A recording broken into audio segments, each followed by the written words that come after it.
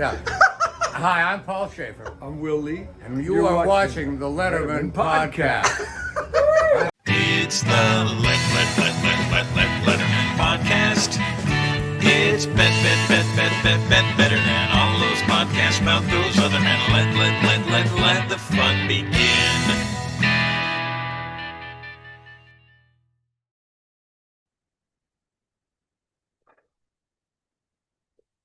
Welcome once again to the Letterman Podcast. My name is Mike Chisholm. All right, we're doing part 2 of David Letterman in Vancouver, where we're actually going to talk about the show. I had a few people reach out to me and say, hey, we feel like we got ripped off a little bit because we want to hear about the Vancouver show where David Letterman went and talked to Zach Galifianakis, and Paul Schaefer was there, and there was a whole bunch of Canadiana involved. Yes.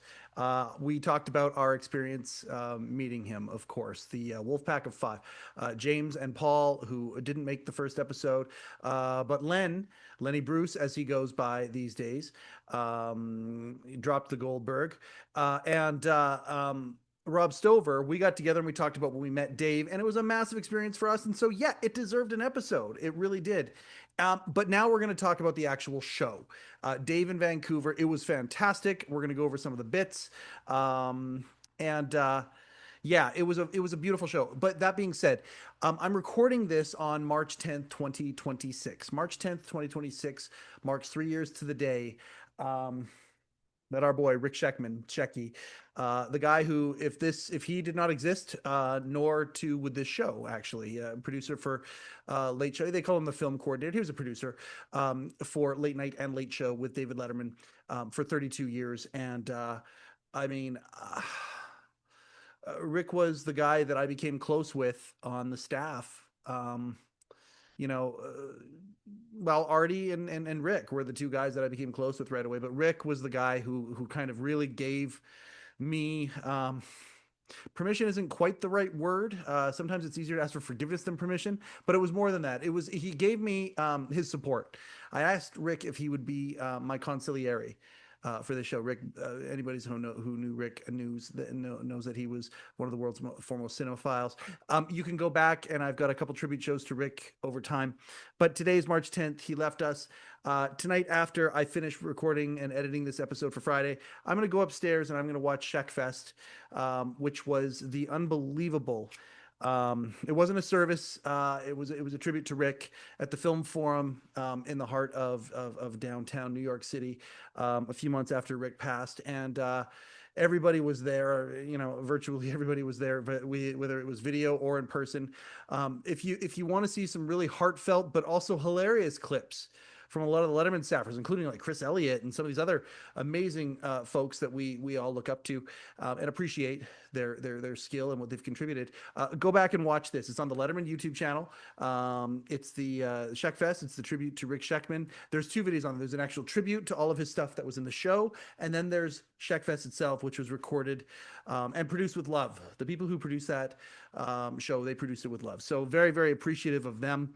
And I miss Rick every day.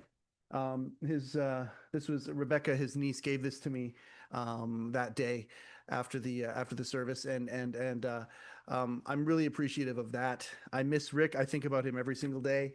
There's our boy. There's our boy right there. Rick, wherever you are, I hope the films are good, really good. Or if they're not good, I hope you have a venue where you can talk to people about when they're not good.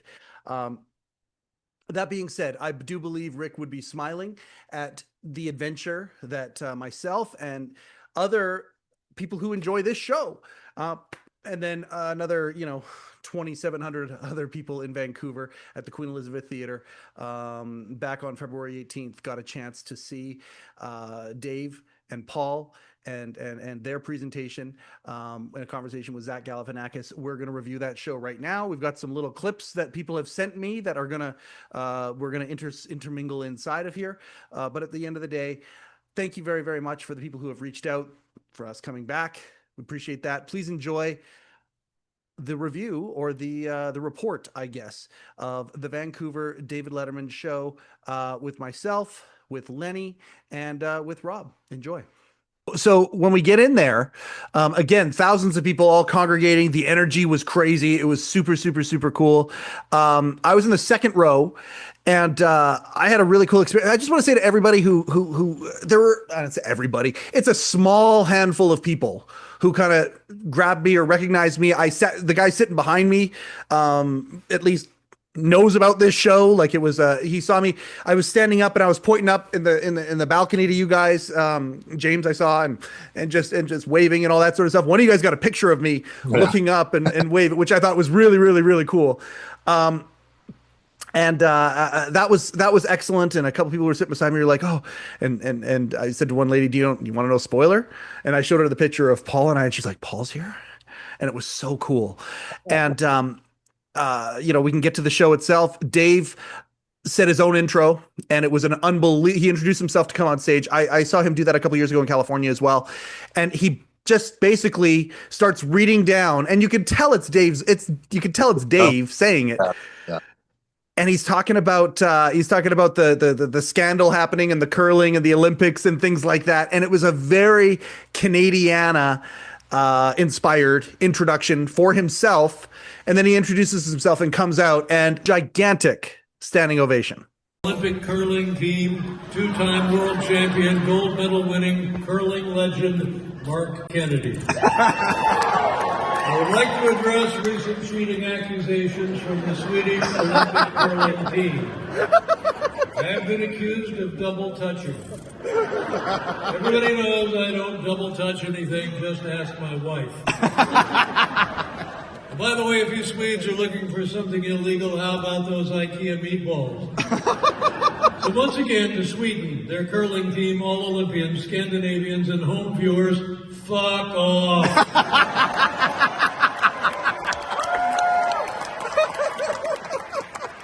All right. One more thing, how about that Gordie Howe Bridge? Let's get that son of a bitch open. What do you say, Trumpy, you dumb shit? And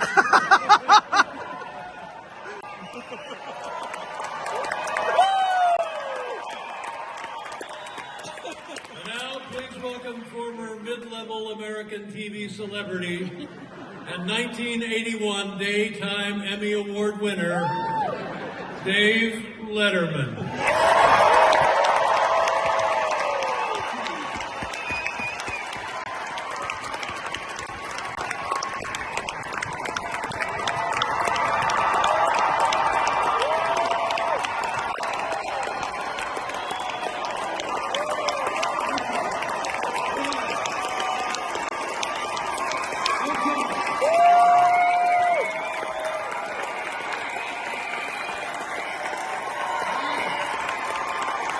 Gigantic standing ovation to the point where, remember how before the show ended, when he would come out for the monologue, the ovation that he would get was extended compared to what normal Late Show with David Letterman was like. It was that, except way more, because you've got 5 times the amount of people in the audience, and it wouldn't stop. And you could see Dave was very uncomfortable with how long the ovation was going. The people of Vancouver, so grateful and excited to see David Letterman on stage. Well, so I'm up in the balcony with my wife, and she and I were at that last show. And if you remember, and CBS did not edit it down to 1 hour, they let it run to 75 or 80 minutes. So Yep. They showed the whole standing ovation. And I think I even said to her, I said, he's going to do the joke. Well, now I don't have time for the giving away the cars segment, because I said, well, it's the same thing. Yeah, just that outpouring of love, which was great. Mm-hmm. Yeah, I felt something different with that ovation, with the reception to Dave, which is that there's a bit of a different kind of a love for this guy. And everybody here feels the same as me, which is that Dave was actually our friend, and so many people. He's our TV friend. He's our best friend on TV. Yeah, he really was. I mean, he helped me get through some tough times. He helped me get through university. He helped me, get through, being alone in a new city. There was something about him that was unlike any other entertainer. And I know all the other 2,800 people in the Queen Elizababeth Theatre generally felt the same way. This This guy just wasn't an entertainer delivering his comedy set. There's something about this guy. He related to us, and he was our friend. And that's what one aspect that distinguishes Dave from everybody else who's been on who's been on the little screen. Yeah, I totally. It's just it's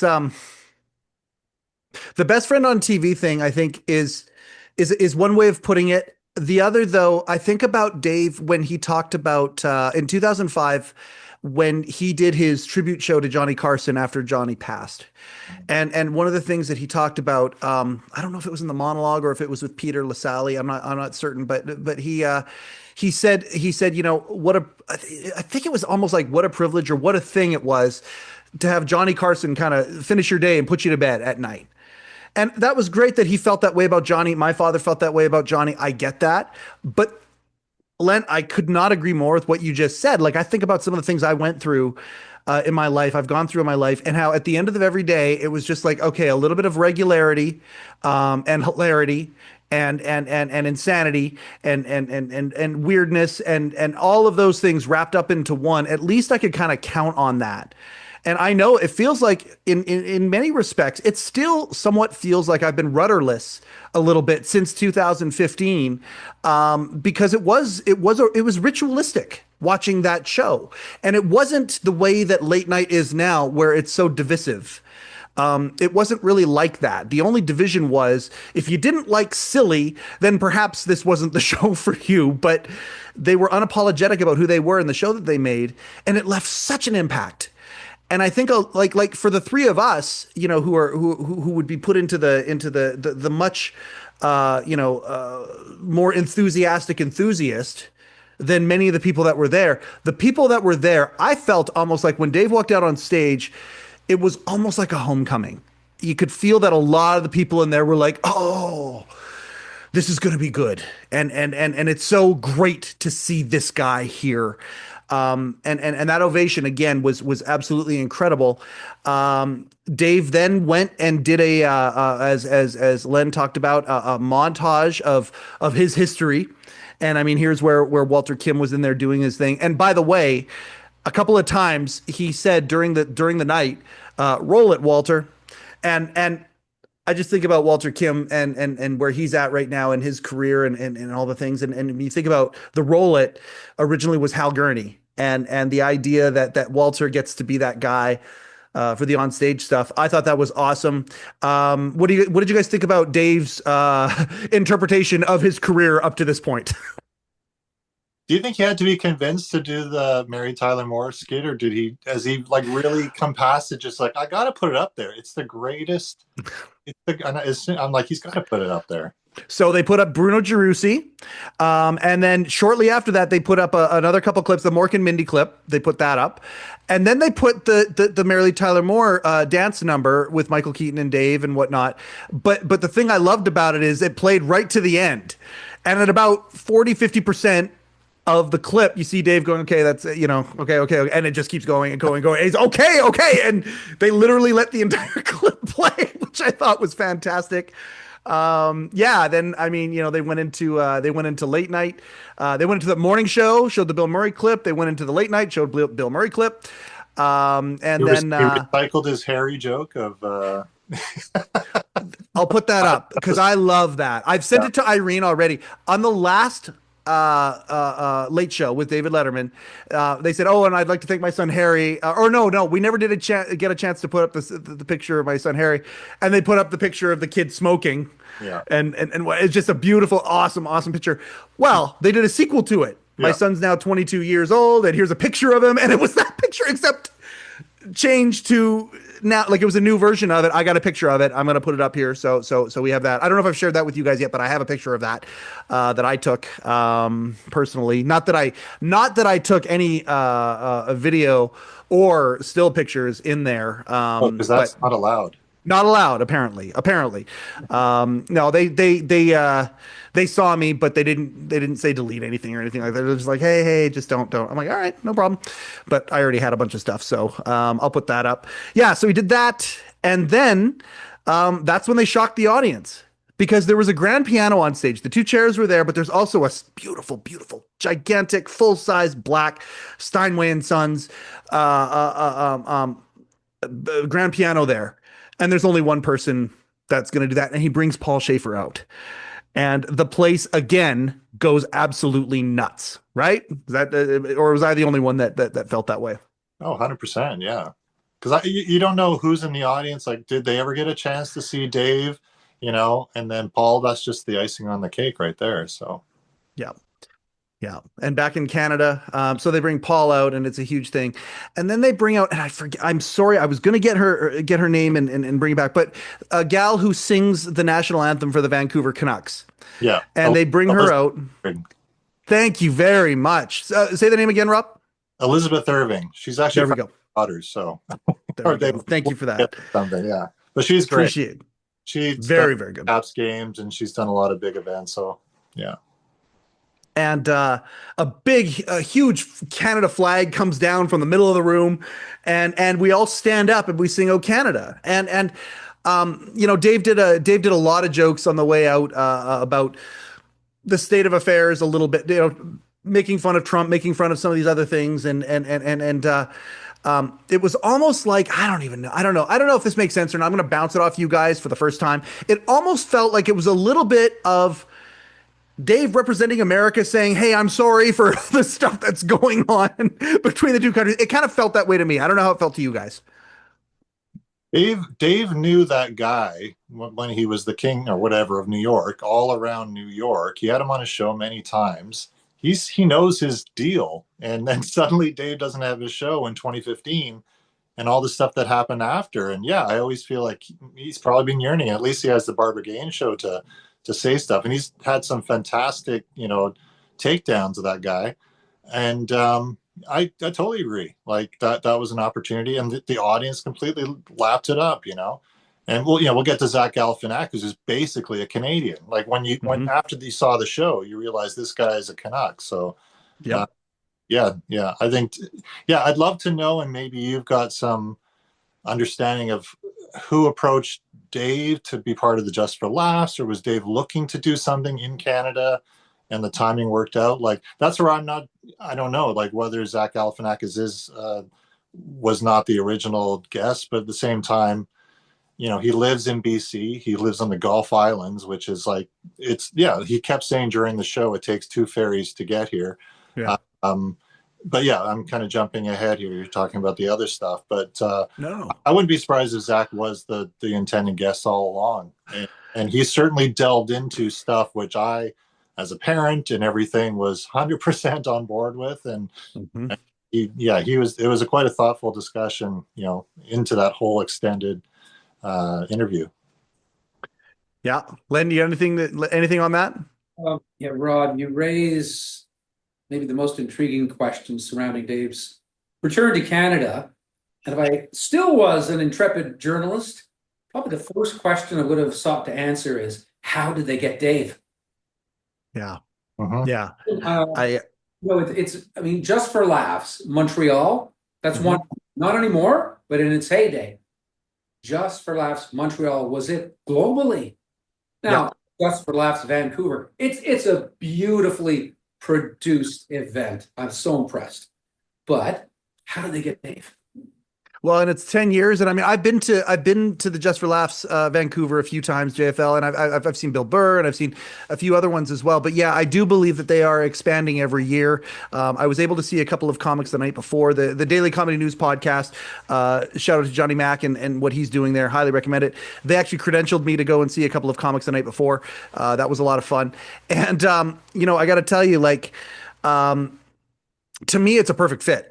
It's an absolutely perfect fit. Like any of the festivals that happen, and there's JFL Montreal and these other places, the idea of having Dave have a conversation with somebody who is a giant in comedy, to me, that is like, it's chocolate and peanut butter making a Reese's peanut butter cup. To me, it's such a no brainer of a move, and it's cool because like the JFL, like all of the marketing material around it.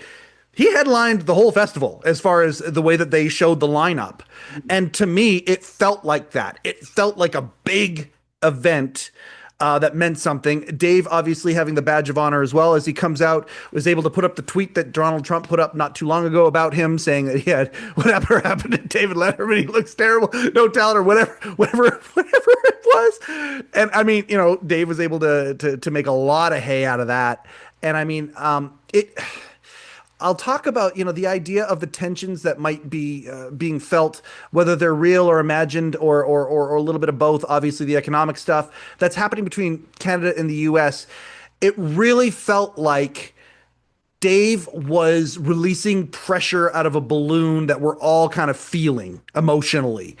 And if perhaps back in the day he was that guy who would put us to bed at night, I thought when he came out, before he brought Zach out, I felt, and it's the weirdest thing, it felt a little bit almost reassuring that we're not alone, reassuring that our neighbors to the south, there are members of our neighbors to the south who don't enjoy what is happening as well. And it felt very reassuring to me. I don't know about you guys. Yeah, go ahead, Lenny. Because no, I've made my mind up long ago. I'm going to defer to Rob. That's a tragic decision, but okay. No, yeah, I'd love to know how many people drove up over the border from Washington and stuff to see this show. But no, yeah, I think you're spot on. And Dave's love, like he said it before the preamble for doing the national anthem, he said, I've always loved this song. And I remember that. Wasn't always great. Like Paul would, you hear "Oh Canada," the first few bars and stuff, and Dave would play it on. So yeah, I felt, whether it was that obvious or intention that he was, extending this olive branch to say, don't worry, we're going to get through this. I don't know. But, again, going into, once you talk about Zach Galifianakis and stuff, you learn more about his story and everything. And he's married to a Canadian and how he lives. He's basically off the grid in many respects. So yeah, I don't know, how did that combination come together? We got to get to the bottom of that, because it was just a once in a lifetime thing, this show, because it's not broadcast, and we were witnesses to it, and in this time, like you say, with all the tension and everything going on, it did feel like Daddy was tucking you into bed again or something for one night, the way he did many years ago. That took a weird turn, but okay. No, that's kind of what it was. It is that same sort of that calming, that reassuring feeling, but also insanely entertaining. And I mean, oh my God, we haven't even gotten to the bit yet. And I know we all know the bit that I'm talking about here. Oh yeah. Because there was a moment in this show that was just like this is the part of this episode that we're doing here that we will clip and put out to talk about this part here after Zach came out and after they started talking. And there was a bit there that I was absolutely flabbergasted by, and I'm going to talk to you. I talked to Jerry Mulligan about it yesterday, and I'm going to share that here with you guys here today, but a little bit, but yeah, I could not agree more. He brings Zach out, and I think you're right. You hit it real well, Rob. The idea that, okay, so why is Zach here? We're happy that Zach is here. Obviously, Dave and Zach have a rapport because Zach has been on My Next Guest. He was on one of the special episodes of My Next Guest Needs No Introduction, and it was a phenomenal conversation. It was great. As far as I'm concerned, this one here absolutely left that one in the dust. It was oh, was it good and potent and funny and all of those things. But yeah, Zach has a connection to Canada through his wife, and amazing that they made hay out of all sorts of stuff, including the fact that, oh yeah, my wife's Canadian, and the place goes nuts, and it was so great. Oh yeah, but she's from Calgary. And then a bunch of Canuck fans start booing immediately. Yeah. Out of a Pavlovian type of, because Calgary and Vancouver have a very, very contentious rivalry in the NHL. And so you mentioned, oh yeah, no, she's from Calgary, and the whole place just starts going crazy. And you could tell the delight that Zach took from that, which I loved as well. They start going through some stuff, and they didn't show any clips at the beginning there, did they? It was a little while into it before they showed any clips. Yeah, no, I'll jump on that. Yeah, Zach came locked and loaded with his. He was pulling out little Canadian references, and he had to explain to Dave that basically Calgary is Canada's Texas, which got another great response. But when you're name dropping Vicky Gabbro to an audience, like I had not heard that name in many a year, and that's just hilarious. So Zach is definitely a BC boy now. He was definitely he knew what worked for him. Yeah, you can't fake that. Like when I'm born and raised here in BC, and the things that he was talking like somebody who was also born and raised here in BC. Like every single observation was on point and authentic. By the way, Dave, some of the bits he did, it's weird because it's not like it's going to come out. It's not like this is a one-off.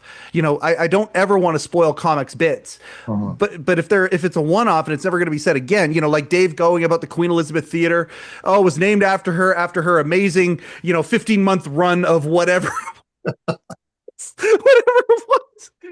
And it's just such a good bit.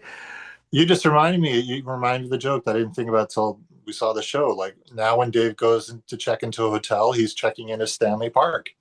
What a great joke. You reminded me of that. I know. It's the best, Stanley Park. Oh my God, that was such a good joke. And Zach calling him on it too. Like, again, this is a little bit of his Canadianity.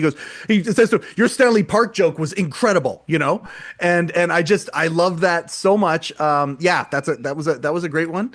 And, I have a note here too. At one point I'm in the second row, right? And I like kitty corner to me. At one point, Zach comes out and gives $100 bill to a guy in the audience. That was a real $100 bill, by the way. Hey, it was a real $100 bill that happened.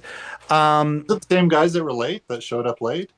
It was the guys two down from them. Okay. It wasn't the guys who showed up late. Guys who showed up late were right in front of me, and I was pissed when they showed up because it was like the front row, right in front of me. And I was like, oh, I got a perfect view. And then it got a little less, but not much. I had a phenomenal seat. But yeah, that was so good. And Zach talking about, should we get to that bit? I don't know if we should. Is it time to get to that? So, Len, anything else up to this point here before we get to the bit? No, I'm good. All right. So they start talking and they're going back and forth, and it's a beautiful thing. Oh, I got one more thing before that. For years, every single time somebody mentioned British Columbia on Late Show with David Letterman, every single time somebody mentioned British Columbia, Dave would talk about, it's beautiful out there. It's God's country. When I had my conversation with him, he said that about British Columbia. But many times he would say, and I just love to go over to Victoria Island. Yes. He has said that so many times. And like so many times. And as I say that, maybe Canadians listening to this, first off, what's wrong with you? Second off, you probably remember that too. I love going to Victoria Island. He said Victoria Island, and without missing a beat, Zach's out of his chair saying, it's not Victoria Island, it's Vancouver Island. And he was, oh God, it was so funny. It was so good. And it was like one of those things that for years, I wanted to say that when I would hear Dave say that. And it is confusing. Victoria is a city on Vancouver Island. It's the capital of BC. But, somebody who's not really paying attention and lives elsewhere might not be aware of that nuance. That was a lot of fun. I enjoyed that moment. But now let's get to the bit. And correct me if I have it, just to make sure, I'm going to do the setup before we get to the actual bit itself. Dave and Zach are having a conversation about their family members who don't appreciate their senses of humor, and when they try and deploy the senses of humor, they're like, Zach, does your wife like when you do bits? No, my wife does not like when I do bits. Basically make it seem like their family didn't think that they were funny at all. And then Zach would talk about his growing up, his formative years, and how he would always be trying to get the laugh from his mom. And how the thing is, it was confusing because sometimes she would guffaw, like she has guffaw, like she just an involuntary laughter that she couldn't help, no matter how appropriate the material was. But it was confusing to him because sometimes he would say something in front of his dad or his uncle or whatever, and he would say something and it would get the guffaw from her, but then he would get in trouble. And so it was like this weird sort of is this a good or a bad thing? I'm not sure. Am I right about that? That's the setup that I remember. Are we there? Yeah. Okay. And then it takes a turn. And I mean, I don't know, the emotional weight of this night is so interesting. It takes a turn because Zach starts telling the story about this joke that he told and it made his mom, he goes, it made my mom go, and he stops. And he kind of goes, oh, and he kind of chokes up a little bit. And then he tried to continue and he's like, oh. And he goes, just 1 second. And I'm in the second row. Like, there's a friggin' tear coming out of his eye. Like, I'm watching him tear up. And I don't know if you guys heard it or not, because he said it really softly, but he's still got a microphone on. Dave is like, oh, and you see Dave's energy change. And he kind of gets a little uncomfortable. He goes, oh, he says really softly, this is real. And Zach is just like, and there's a pause. And I mean, for me, the pause was excruciating. I don't know how long it was. Was it 5 seconds or 15 seconds? Whether it could have been the same, could have been longer. I don't know, but it was just, and then Zach tells us, I just lost my mom a month ago. And the whole place just like, I don't know. I just felt the energy. Because it was such a beautiful conversation up to this point. And then suddenly the emotional weight of the situation comes in, and the whole place was like, the empathy was just nuts. And they talk a little bit more, and he talks about this. And then what? I'm just kidding. My mom's alive or something.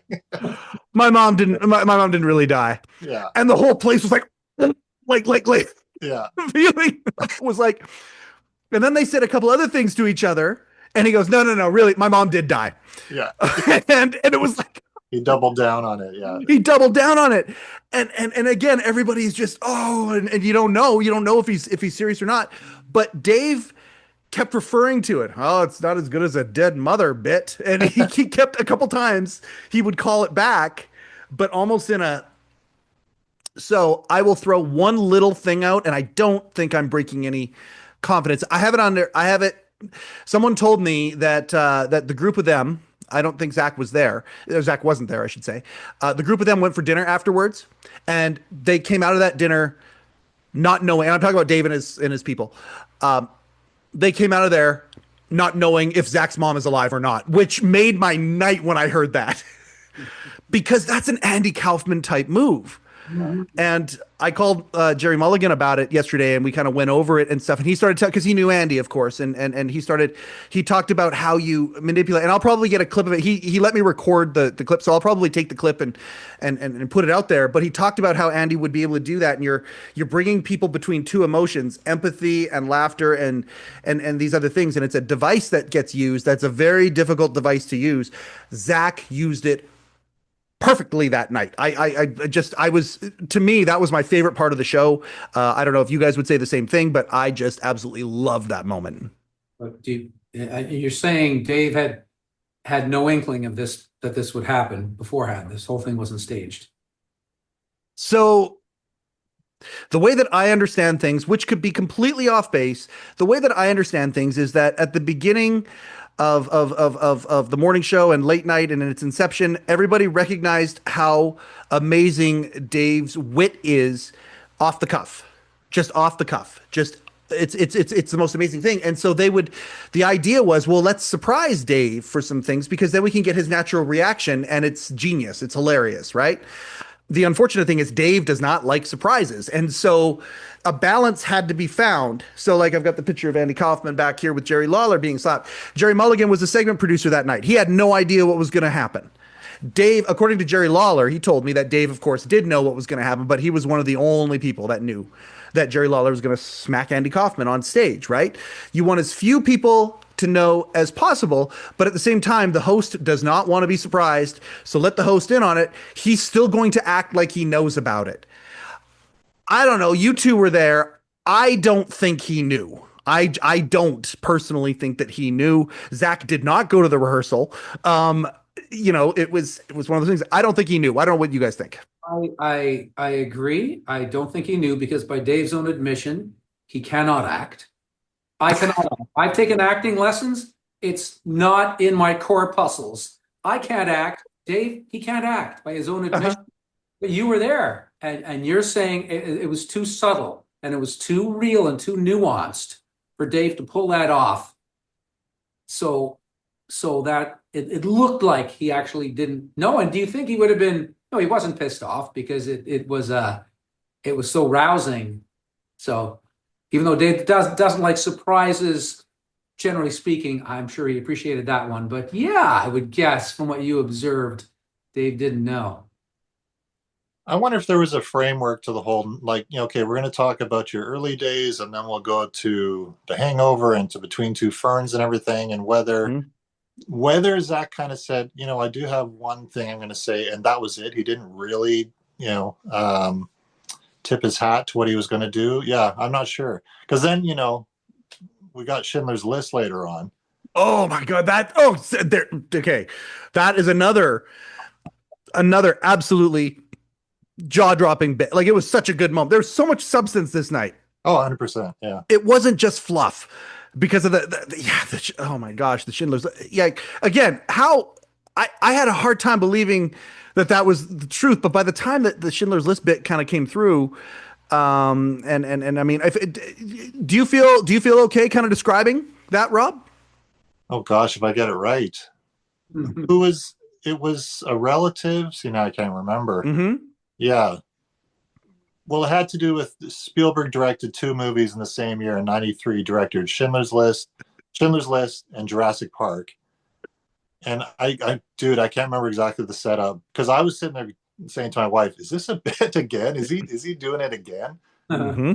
But at the end of the day, he's with a Holocaust survivor. I may be totally off here. Mm-hmm. And then like the grandpa or something, or his wife's son. The story was inspired by, and it was somebody attached to the story. Yeah. Yeah. So they were in, and he never talked about the Holocaust. It was so, such a traumatic thing. And a lot of folks who went to, he was the one who, the little kid played him. The kid. Yeah, that's right. Right. So then they went to the McDonald's, and they're sitting in the McDonald's, and the Schindler's List has come out and everything, and there's a Happy Meal for Jurassic Park. Oh. And the guy, and he said at the end, the punchline is basically, I just hope they don't make a Happy Meal of Schindler's List or something like that. I totally blew it there, gentlemen, but no, you didn't. That was it. Like I don't think any of us expected that that's where it was going to go. Yeah, it was great. And I think Dave, you tell me, because you saw Dave much closer than I could. What was was he like just killing himself, or was he like? Oh, I thought he's like, okay, yeah, he landed it. Yeah, he landed. It's hard, like to land some of this stuff, like dead mom, hard to land that. Yeah. Holocaust, hard to land that. He landed it, and I think to me that was part of it. That was So anyway, those were some of the real highlights that I felt. I'm glad you brought up that bit as well. Going through Between Two Ferns. I'm glad they showed the Jennifer Lawrence clip. That's one of my favorite clips of Between Two Ferns of all time. If you do yourself a favor after this is over, go watch Between Two Ferns. Watch Jennifer Lawrence. She does a line in that is just absolutely spectacular. I'm glad they showed that. They showed a few other Between Two Ferns examples as well, including one where it was Dave and Zach in Between Two Ferns from the movie. If you haven't watched that, I mean, it's weird that Between Two Ferns is old now, but it ain't new. And if for those of you who haven't seen that, you gotta go watch it. It's one of the greatest things. They're short. Every episode is short. Dave said, and I mean, this is what I love about Dave. He prepares for his guests. He takes it very, very seriously. Again, we talk about the curation of this show. And I think we've shown that he took it very, very seriously. And he said he watched The Hangover. He watched every episode of Between Two Ferns, and it was obvious because the references he was pulling out, you could tell it was right there. And really at the end of the day, that's where they went into these clips and then, the role at Walter, and would show another clip, and then showed the clip of The Hangover. And they talked about that, and he talked about the character there and how much of it was improv and how much of it wasn't. And Zach talked about Todd Phillips a little bit. And so that was awesome because he was talking about the people in show business and the things in show business that he likes. Zach obviously likes being a performer. One of the things that he does not like is some of the things that come with being a performer, like living in LA and some of these things. And that was where Zach got really, really serious about how he's feeling about times right now and what's going on. And this is where the show actually had a metric ton of depth to it, talking about where we're at as a society today and what's going on. What were some of your impressions about that stuff, either of you? Totally spoke to me because, with kids, and he's talking about the challenge of getting kids on their phones or when they should be in social media. And I ate all that up, and especially when you're hearing, especially from like Zach Galifianakis, or just, that kind of performer. And that's what I love about comedians and stand-up comics. They're the truth tellers, the jester is the one who can tell the king that he's a fool and stuff. And, I had just watched Hangover like 2 nights before, realized I never saw the sequels. I only just watched Hangover 2 yesterday and realized I never saw it. I don't know why. But Hangover great, and watched a bunch of Between Two Ferns. And I was like, yeah, dude, Zach Galifianakis is, he's great. And I never got into Baskets, even though, that was supposed to be fantastic as well. But yeah, no, when it went into that, and that's again that long form that Dave could not do in 6 minutes or 2 segments or whatever on the show, he relishes that, and we relish it as well. Like, because now my next guest is along, but like you say, it intersperses with him and Jason Bateman throwing baseballs or whatever and stuff, where it goes back to the interview part. We got the full interview for an hour plus or whatever that was, and the show was over 90 minutes, I believe. I could have taken more of that. I could have taken more of him really going into his worries, and again, whether that comes to was this a strategic thing, Dave saying, I'd like to go to Canada, I'd like to get, whether it's Marty Short, who would have been brilliant as always, but I in hindsight, having Zach was even better, because I don't remember seeing that guy interviewed for the longest time. Like, I don't know what he's done. He's been off the grid, like living 2 ferry rides away from Vancouver, and I know those ferries. It's it's a journey to get to Vancouver and stuff, and he's keeping his anonymity, and the people and where he lives know where he lives, but he's he does his thing. And that wasn't a bit like him talking about his genuine fears and apprehensions of where we are as society, and with what's going on globally and everything, and technology. I mean, dude's a Canadian. Like, he's basically seeing it from that lens as well. And then having him speak to Letterman was just great. Yeah. Len, anything on that? I'm just curious how he got in. I mean, you were there at what time, Rob? Like 1 o'clock? I think he showed up after we left and got some food. We were getting food. That's when he showed up. Yeah, because he really had no reason. He could have showed up right at 8 o'clock, because there was the national anthem, there was Dave's video montage and everything. So yeah, I could have seen that he got there when the show began. He had nothing to do but sit down and talk and get his mic done and everything. So yeah. I'm glad you mentioned it, because again, it's one of those things I totally forgotten about, some of the bits and everything, and you reminded me of I think he joshed on Smithers, like Dave threw out Smithers BC or something. Oh, it was so, and that's somebody told him about that. They said, it's usually Surrey is what we get for people in Vancouver. So Smithers was a bit more of a deep cut in terms of where to go there. But I was hoping that someone would alert him to the idea that we have a town called Grand Forks. I just the idea of the Grand Forks and what they might be, to me, Grand Forks would be something that might rouse some curiosity. But Smithers is the perfect poetically. Smithers has always, I've got some clients that live up in Smithers, and there are different folks too. I can tell you, if there was anybody in the room who had any connections to Smithers, they would have been delighted to hear that, because it does have even got a Simpsons kind of ring to it with Mr. Burns and Smithers. So sure, absolutely, yeah. There's a familiarity there, with the vernacular, and it was just, I was in awe of their chemistry. And I mean, that is just a credit to both Dave's preparation, and of course, I mean, he's a master at. But I mean, I saw him a couple of years ago in LA, and I mean, he was having a similar conversation with Tim Robinson. I Think You Should Leave, a comic he was a writer on SNL. By the way, I Think You Should Leave on Netflix. Phenomenal show. Highly recommend it. And it was formatted in a very, very similar way, where they would take clips of the show and then go from there, and where did this idea come from, and where does this it was really good, but it was really, really awkward. It's what does that person bring to the table? It was an awkward interview, which I loved. I absolutely loved the conversation they had because of the awkwardness. But this one was exactly the opposite. It's like they had a flow with each other that that they've had for years. You'd never know that it hadn't been years that they had talked, or there hadn't been a pre-interview or something like that. It was so natural, and they seemed to mix very, very well. And Zach, to his credit, absolutely no fear in telling Dave off, in whether he was performing or whatever. Which you could see people being potentially intimidated there. Zach had absolutely none of that. Yeah, yeah.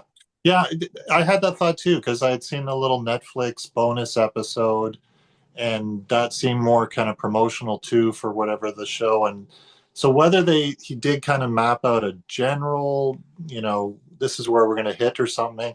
If not, it's kudos to Dave. Like he's an expert interviewer, and and being able to stretch it out and really let his guest, like he always knew when to let the guest shine, and he didn't step on the laugh or anything like that. And yeah, I mean, that's, we always wanted to see more of Dave. Like I think I said last hour we've spoken, just, I love those moments in Dave in his later years when it was just Dave behind the desk, not doing the monologue, but he's just going to now tell a story. And, there's some gems that came out of that. Yeah, that was always my favorite part of Late Show was the first segment after the monologue, where he just would do stuff at the desk, and there might be a comedy piece, there might not. It might just be Dave talking about his weekend. But yeah, that was my favorite part of Late Show. At least probably, I don't know, after might be after even as early as 9/11. Certainly after 05, 06, and then when he went into the Don't Blame Conan years.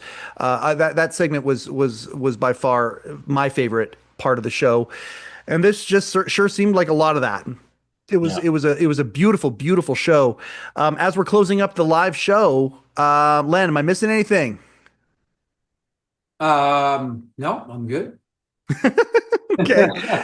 And finishing the show, I mean, I don't know why this happened. I don't know why it made sense, but it kind of did.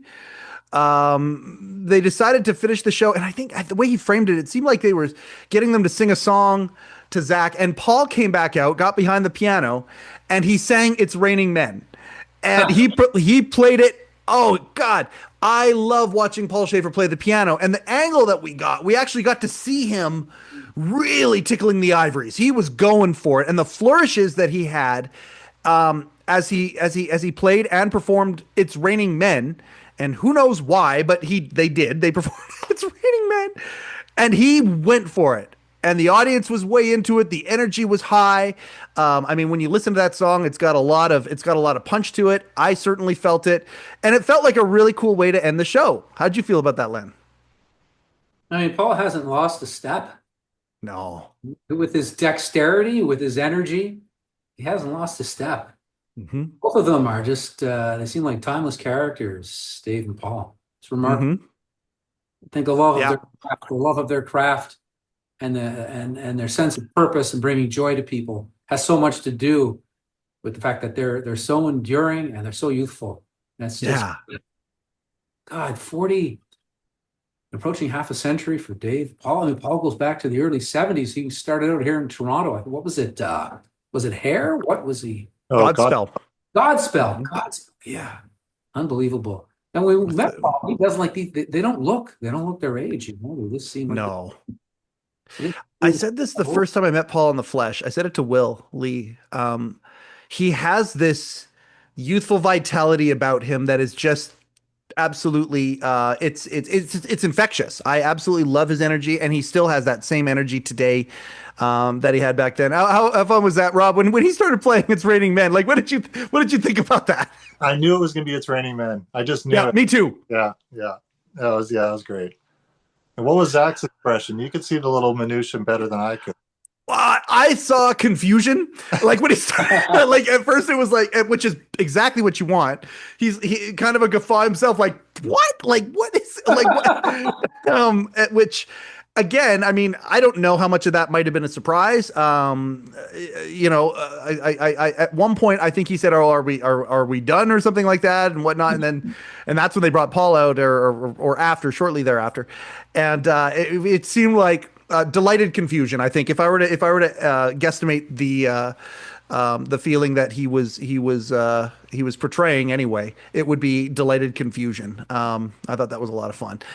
But that's it. That was the show. And afterwards, everybody who was around me was buzzing. They were saying, "Oh, that was so good. That was so wow." I heard a lot of people like you talk about getting your money's worth.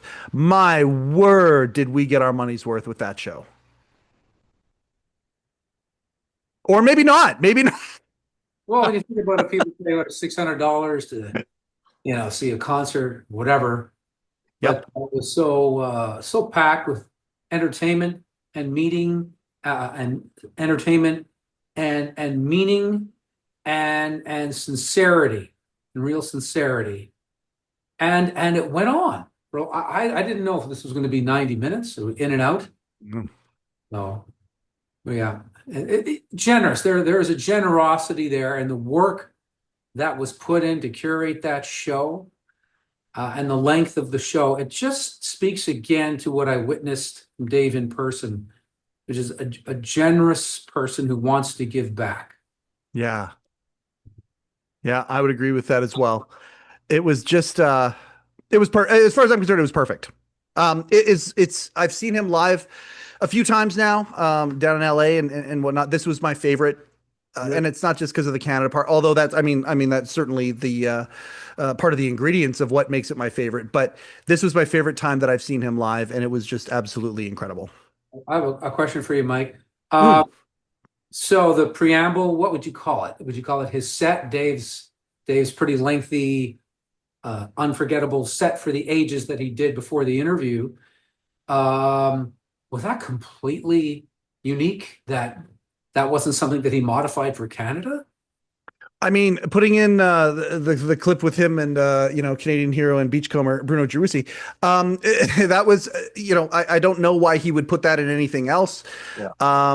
Clearly he could repurpose some of those bits as well. But yeah, no, I think I believe that this show was uniquely created. I think what we're going to see in LA, the two shows, the one with Marty Short and the other with John Mulaney. I think those are going to be just as unique. So after the show, we go outside and it is, we're all feeling that same buzz that the audience was feeling. It was just, wow, I can't believe we just saw what we saw. We go down to where we were, but we go across the street because the people are now mobbed. There's a mob out there, huge crowd that's standing by the stage door where we were, hoping to get a glimpse, and the SUVs are still there. And I mean, Len, I just gotta say, your instincts were amazing. We were across the street, and we were all just kind of basking in the show itself and whatnot. There was the SUV. Dave came in. Okay, he's still here. Who knows? Maybe we get to see him again tonight.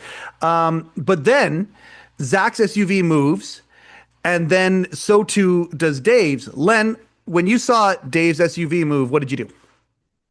I'm going to go through everything, including a personal reflection here, and whatever if you want to edit out stuff, you want to Sure. in, that's up to you, Mike. But I'm just going to throw it all at you. Okay. Okay. So I see Dave's guy come out. All right, hops in the SUV. Okay, so I know right away. Boom. Dave's not exiting here. Now I had already messaged you before that. Said, where are you guys at? You said you were across the street. I was hanging out by the SUV, not because I thought necessarily that it would happen, that the SUV would drive away, but I just thought maybe Dave would kind of just skirt along the wall and just like scoot into the SUV, and I might be the guy there who had a chance to say goodbye to him. So anyway, Dave guy comes out and he starts moving off in the SUV. And so I start running after the SUV because, okay, I know Dave's going to come out front. At that point, okay, what order can I do this? All right, I run to the front. Dave comes out.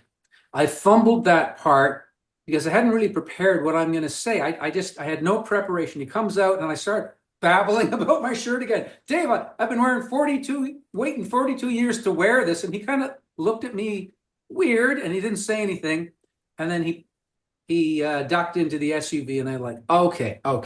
Just say something, show some gratitude. Just show some gratitude. So I run into the street and they are moving down.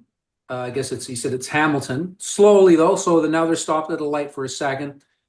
So they're moving slowly down Hamilton, and it was actually a green light at that point. And I waved, and then Dave lowers the window, and I'm like, oh my God. Because I knew he was on that side. Oh my God, David Letterman is lowering the window for me? And I say, okay, now, just express appreciation for Dave. So I just boom out. I'm on the street. I'm a couple of yards away. Dave, I love you.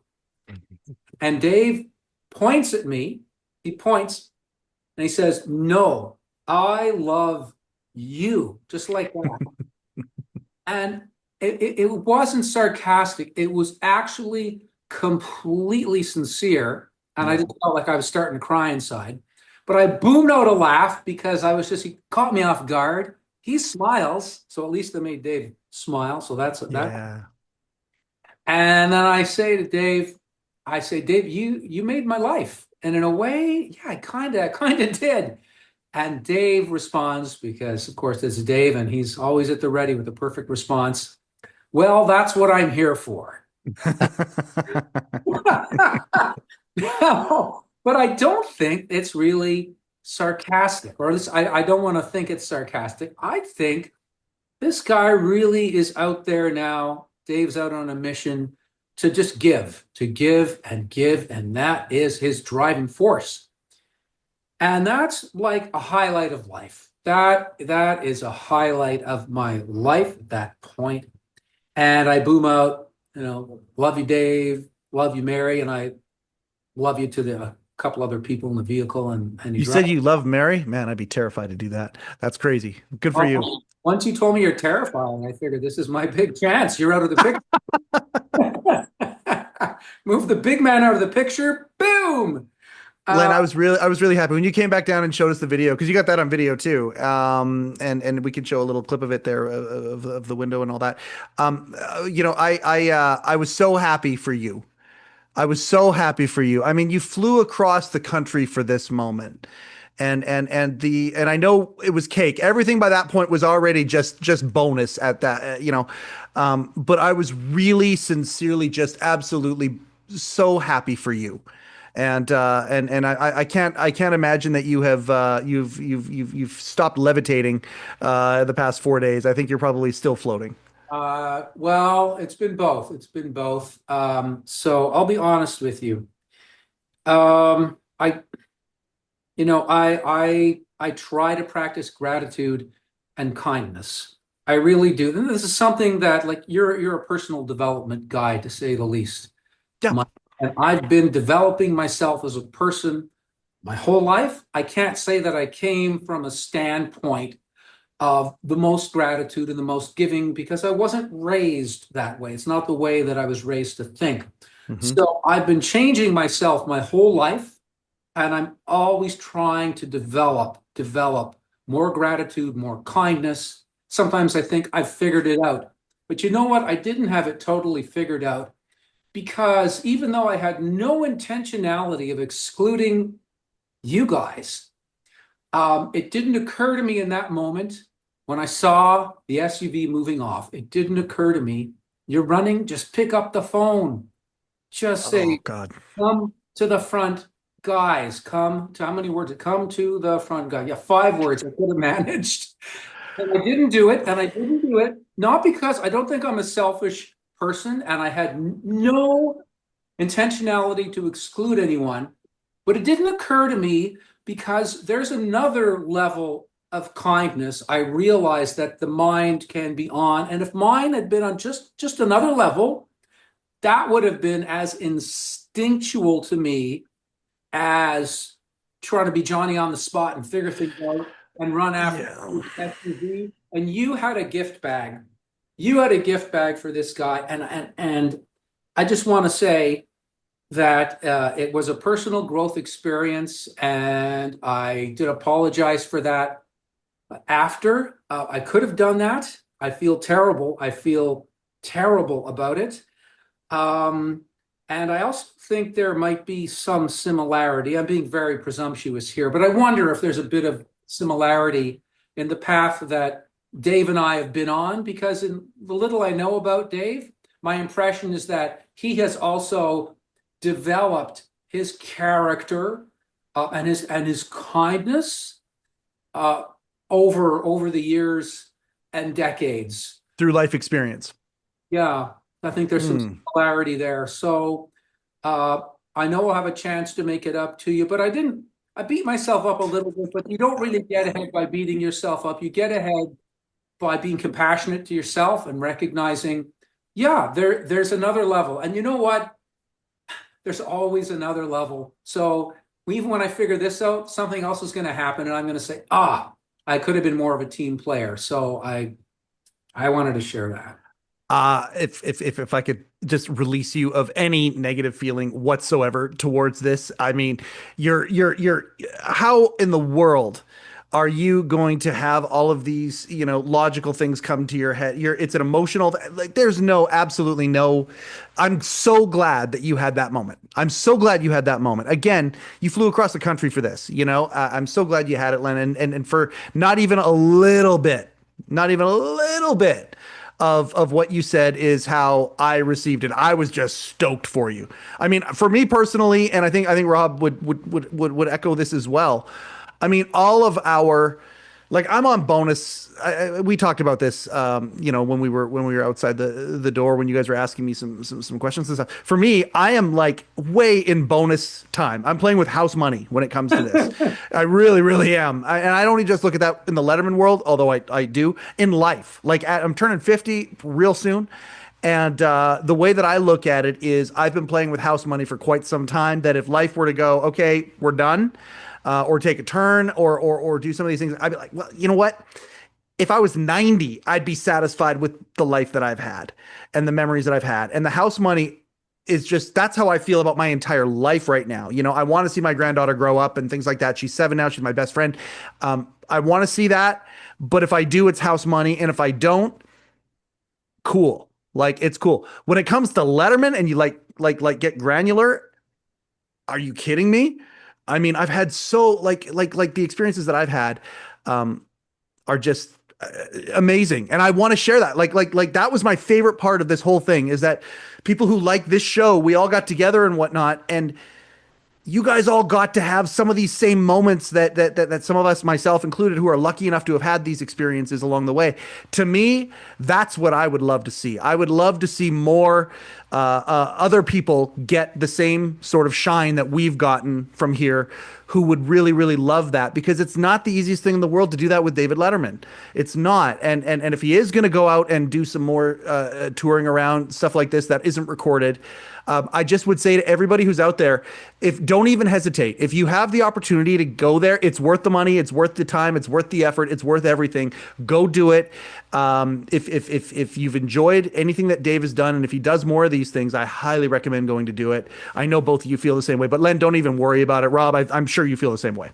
Oh, dude, yeah, Lenny, it's totally misguided what you're thinking. I'm so grateful that you had video of our encounter. Like, yeah, that would have all been just from our memories and stuff, but you got a wicked video that captured it, and more grateful to you, man. Thanks. Thanks, guys. You're just, you're grateful and kind people. And I appreciate it. There's an energy out there. There's change happening in the world. People are getting it. That kindness is the way. Dave got it. You guys get it. So it's interesting. Yeah. Interesting times. Without a doubt. We all said the same thing. We all said the same 2 words in our little 2-minute encounter. We all ended with thanks, Dave. Yep. I got the chance to say thank you to John Williams, the composer, 23 years ago, whatever. Really? And to say it to David Letterman, another huge, and that's all, just thanks, man. Like, we all said, thanks, Dave. And he got that. I think he got, we weren't, like we said before, we weren't just autograph hounds. We weren't just going to sell his signature and everything. We were there all for a purpose, and it worked out the way it was supposed to. And it was brilliant. Yeah. It was a fantastic time. All right. So that is our recap of the wolf, the 5-person wolf pack. Today it's 3 members of the pack that were here, about our amazing encounter with David Letterman. That is an absolutely I'll remember that, as long as dementia doesn't take over my brain or whatever. This is going to be something that I remember for the rest of my life. And I said it that day. I'll say it to you, the 4 of you. I'm so grateful to have shared that experience with you guys. It was a really beautiful, beautiful time. And it's funny, the clip that they showed of The Hangover, the one clip they decided to show was the idea of the wolf pack and Zach's speech there. And it just, I don't know, man. It just, as goofy as that was, as goofy as we all are, as goofy as these times are, as goofy as the whole situation is, it felt so apropos. It felt just perfect. And I can't thank you guys enough for being a part of it and for taking time, being willing to take time out of your lives to come here and discuss it for a couple of hours. Thank you guys so much for coming back on the show. This feels full circle in so many ways. The fact that you guys have been on here before and it just worked out. Again, Kismet, however you want to call it, meant to be, it really felt that way. And I'm just really grateful for both of you guys. Thanks, dude. Yeah, I appreciate it. Thanks, Mike. Instant friends, right? For life. So that's, yeah. Look forward to seeing you guys again. More adventures to come. Yes. No doubt. I appreciate you guys. No doubt. Okay. I'm going to end right here, but then just make sure you stick around. Okay. Just stick around for a second here, because maybe there's a chance we can do something else here. So this has been a lot of fun. I appreciate you very, very, very much. We've been quiet for a while. I'm going to do my very best to, as I'll say in the intro that I haven't even shot yet, but I'll say it. I'm going to do my best to get more episodes out. I've got a few in the can and some other things. Just some life stuff is going on right now. So I appreciate everybody who's been so patient with what we're doing here. But we've got some great guests that are coming on, some other bigger things potentially happening. I'm not sure, but all I do know is that I love this thing that we're building, especially the community. And it's a lot of fun to gather all of these people who are scattered all over the place, who have the same feelings that we do, that the productions of David Letterman and Company have impacted in the same way that it has for us. Len, Rob, thank you so much. This has been another episode of the Letterman Podcast with Mike Chisholm. Coincidentally, I am Mike Chisholm. Thank you and good night. Thanks, guys. Love you, Dave. I love you. Oh my God. You just made my life. Good. That's why I'm here. I've been waiting 42 years to wear this. I love that shirt. Take Thank care. you. Love you, Mary. Love you, Dave. Let the fun end. They don't talk to me. Yeah. I don't talk to them. Bang, zoom. All right.